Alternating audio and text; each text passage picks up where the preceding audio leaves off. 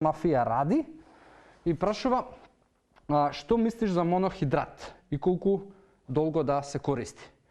Креатин монохидрат, извинете. Значи, види, креатинот е нешто што секако веќе го имаме во нашето тело и се создава, најчесто е складиран во мускулите, 95% од креатинот е складиран од мускулите, е дериват на аминокиселини, од глисин и аргинин се создава креатин и креатинот помага за да се продуцира доволно енергија во мускулите за да може да ги обавуваме активностите. Како се чува хемиски ако го гледаме?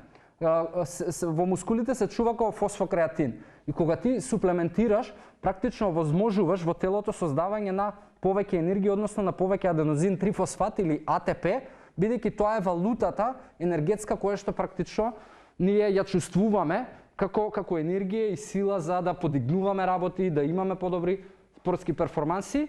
И креатин монохидрат, од сите типови на креатин, е нешто кое што ти е научно докажано дека е најдобриот вид на креатин како суплемент да го користиш и има научни студии кои што говорат дека и после 5 години од интензивно консумирање на креатин монохидрат нема никакви контраиндикации, е сосема безбеден. Значи дефинитивно постојат речиси 1000 научни студии кои што ја обработуваат оваа тема конкретно со креатинот и конкретно со креатин монохидрат, така да имаш зелено светло да користиш.